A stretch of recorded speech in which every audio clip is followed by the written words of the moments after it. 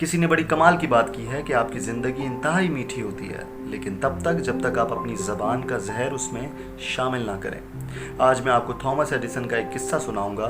Thomas Edison जब छोटे थे, अपने स्कूल जाया करते थे, तो एक दिन वो अपने स्कूल से अपने घर तशरीफ़ लाए और अपनी वालदा को एक पेपर दिया, एक पर्चा दिया और कहा कि मेरी टीचर ने ये पर्चा दिया है और कहा है कि अपनी वालदा को देना। थॉमस की अम्मी ने वो पर्चा खोला और उसको पढ़ा और उसको पढ़कर उनकी आंखों में आंसू आ गए और उन्होंने थॉमस एडिसन को गले लगा लिया।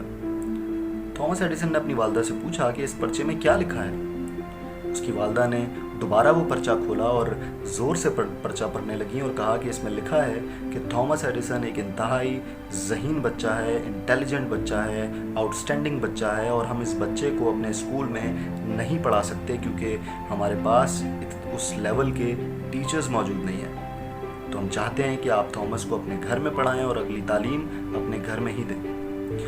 उस दिन के बाद से थॉमस ने अपने घर में तालीम हासिल की, मेहनत की, उसकी वालदा ने भी मेहनत की और एक दिन आया कि थॉमस एडिसन दुनिया के नंबर 1 सबसे बड़े इन्वेंटर बन गए।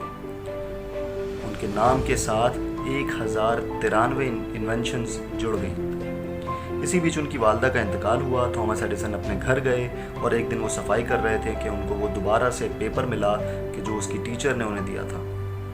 थॉमस एडिसन ने वो पेपर खोला और पढ़ने लगे और उसमें लिखा था कि थॉमस एडिसन बहुत बेवकूफ़ स्टूडेंट है और वो मेंटली डिस्टर्ब है और हम नहीं चाहते कि हम इतने बेवकूफ़ स्टूडेंट को अपने स्कूल में पढ़ाएं। इस बात को, इस लेटर को पढ़कर थॉमस एडिसन ने सोचा कि अगर उसकी माँ उस दिन उसे ये ना कहती जो उस दिन उसने कहा, तो आज वो थॉमस एडिसन न होते।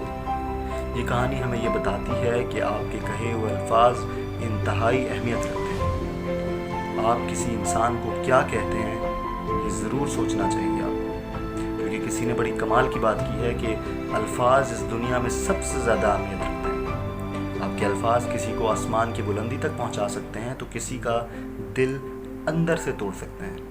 तो अपने अल्फाज का चुनाव सोच समझ के कीजिए। मैं हूँ मुर्तज़ा अली। हर इतवार को मेरी एक वीडियो देखिए और कुछ सीखते रहिए। दुआ में याद रखें।